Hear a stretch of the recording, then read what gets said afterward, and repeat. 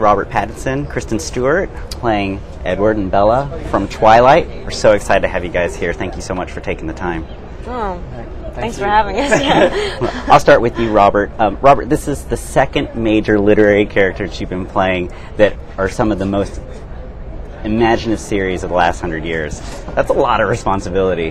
How did you feel in terms of playing Edward, knowing that you kind of had that backbone of playing Cedric Diggory before? I mean, did it help you kind of get into this role of understanding that literary character going from page to screen? No, I mean, I always just look at, it's probably a bad way of doing it, but I mean, I mean, it's so different. You can't really play the book, so I mean, I was playing the script. I mean, I just always use a book for just material, you know, and you can pick and choose whatever you want. And especially for Twilight, there's so much stuff. I mean, you've got like an encyclopedia of stuff that you can draw from. So I guess I kind of just used it as a helpful tool. I had heard that you'd actually taken some time and kind of put yourself away for a while to kind of feel that sense of loneliness and that sense of being on your own. And do you think that helped you kind of get prepared prior to starting? Yeah, definitely. I mean, yeah, it did. It really did. I mean, I had to change. Like, I mean, I had a very, very strict idea of how I wanted to play it, and it changed pretty much on the first shot on the first day, like to almost the polar opposite. Like, but yeah, I mean, I guess I mean, whenever you put a bit of effort into anything, it always ends up being a little bit better. Yeah. I hope. And Kristen, with you, what was it about this character that attracted you when you first read that script? Well, I mean, it's definitely like a desirable character to play. She's a sort of average girl that gets swept into something that is sort of unimaginable for her. But it wasn't really Bella per se. It's the relationship. It's like it's otherworldly. I've never, Did you like playing both sides of that? You know, the romance and at the same time being vulnerable, but then being strong as a female. Right. Yeah. I mean, Bella definitely is. She's the damsel in distress, but she's not a complete... I mean, the thing that's great about the story is that they're both willing to die for each other, and that it takes a really strong person, or whatever. It takes somebody swept up in something stronger than them. I mean, that's what I liked about it. It was just sort of like, I've never felt that way, like, yeah.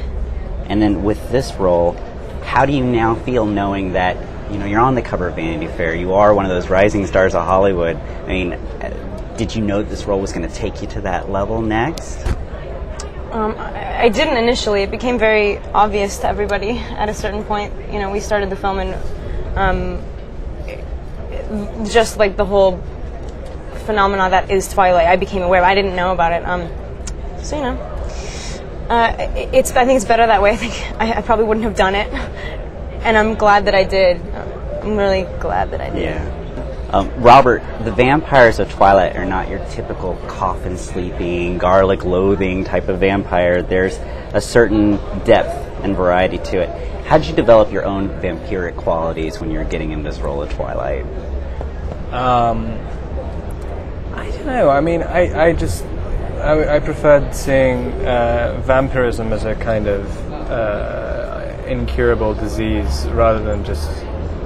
you just are a vampire. I mean, I just abandon all cliche and just go on what the facts of what their characteristics are. I mean, you're 1,000 times stronger and faster than a human being. You live forever, and you have a constant desire to feed on humans' blood. And I guess I just sort of thought, like, okay, well, if you're just a normal guy, and then suddenly something happens, someone bites you, and you end up like that, like how would you live? And I guess there are some certain physical things as well to look stronger and faster, whatever. But at the same time, I mean, if they're moving around at light speed all the time, then people would notice. And I thought about like straining, like looking strained when you're trying to move like a normal human being, because if you could get from here to there in a second, you wouldn't just walk.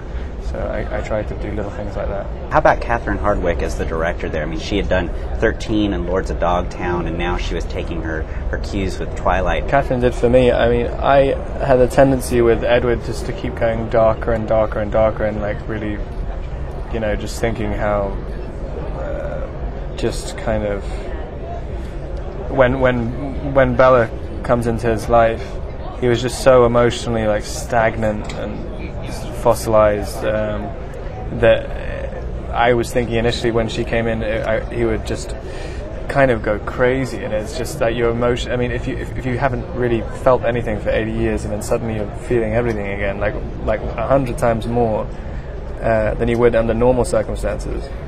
I mean, I just thought they would be so desperate all the time. And obviously, like, watching somebody desperate, like, suicide all the time is not... So Catherine helped just lighten it up, like, a bit.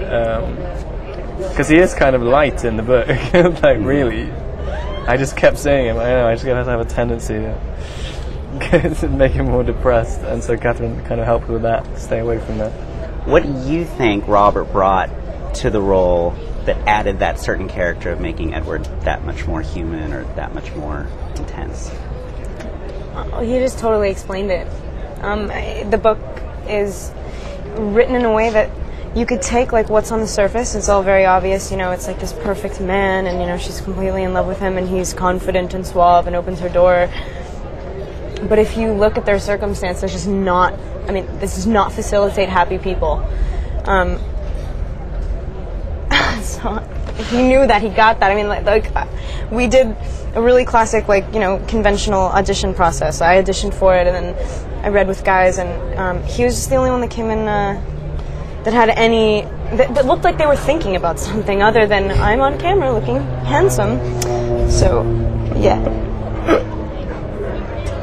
Well, thank you for bringing that romance to the screen, and thank you for bringing Twilight to us. So thank you very much. We appreciate it.